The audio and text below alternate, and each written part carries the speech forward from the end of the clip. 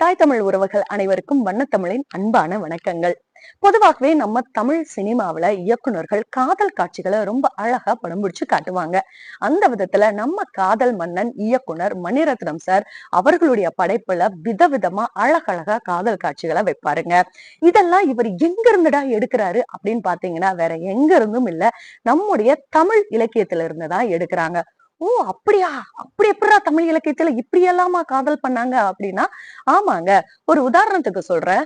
இயக்குனர் மணிரத்னம் அவர்கள் இயக்கி Ulaganayagan Kamal Haasan sir, Trisha madam, STR Simbu sir, Abhirami madam இந்த மாதிரி நிறைய திறமையான நடிகர்கள் நடிச்சு இப்போ வெளிவந்த தக் லைஃப் அப்படின்ற ஒரு படத்துல 2 விதமான இல்ல 3 விதமான காதலை வச்சிருப்பாரு. அதுல 2 விதமான காதலை பத்தி நான் சொல்றேன்.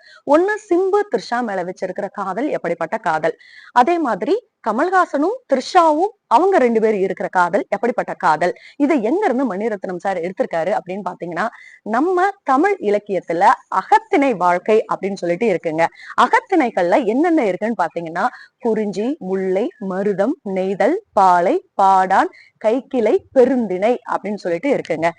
இந்த படத்துல அகத்திணையிலிருந்து கைக்கிளையையும் பெருந்திணையையும் எடுத்து வச்சிருக்காங்கங்க. கைக்கிளை அப்படின்றது ஒருதலை காதல். அந்த படத்துல சிம்பு த்ரிஷாவை ஒரு சைடா லவ் பண்ணுவாரு, த்ரிஷா ஆனா சிம்புவை லவ் பண்ண மாட்டாரு. இது கைக்கிளை.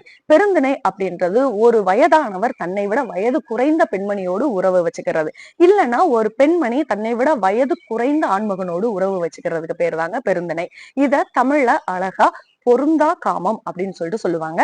அந்த விதமான காதலை எடுத்து இயக்குனர் அவர்கள் இந்த படத்துல அழகா நமக்கு படம் முடிச்சு காட்டியிருக்காங்க. இதத்தான் இன்னைக்கு லேட்டஸ்ட் ஜெனரேஷன், இந்த 2K ஜெனரேஷன் என்ன சொல்றாங்கன்னா, sugar baby and sugar daddy அப்படின்னு சொல்லிட்டு சொல்றாங்க. இந்த படத்துல கூட அந்த பாடல் வச்சிருக்காங்க, சுகர் பேபி அப்படின்னு. இந்த சுகர் பேபி அப்படின்னா என்னன்னா, இதுல த்ரிஷா தான் கமலஹாசனும் ரொம்ப விரும்புவாங்க. அதாவது ஒரு பெண்மணி தன்னை விட வயது அதிகமான ரொம்ப அதிகமான ஒரு ஆணை பொருளாதாரம் மற்றும் உடல் தேவைக்காக பயன்படுத்துறதுக்கு பேர் சுகர் பேபி. இதே ஒரு ஆண் தன் வயதை விட ரொம்ப வயது குறைவான பெண்களோடு தன்னுடைய பொருளாதாரம் மற்றும் உடல் தேவைக்காக பயன்படுத்துறதுக்கு பேரு சுகர் டாடியாமா.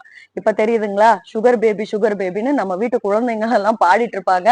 ஆனா அது எப்படிப்பட்ட பொருளை குறிக்குது அப்படின்றத தெரிஞ்சு அதுக்கேத்த மாதிரி செயல்படுங்க. இதுவும் தமிழர்களுடைய வாழ்க்கையில ஒரு அக வாழ்க்கையில நடந்த ஒரு அழகான காதல் தான். இதை எடுத்து சொல்றதுக்கு ஒரு தைரியம் வேணும். அந்த தைரியம் காதல்ல காட்டுறதுக்கு நம்ம இயக்குனர் மணிரத்னம் சாருக்கு மட்டும்தான் உண்டு.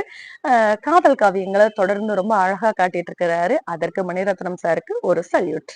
எங்கதான் சுத்தி சுத்தி வந்தாலும் தமிழர்கள் கிட்ட இருந்து நீங்க எடுக்க முடியாத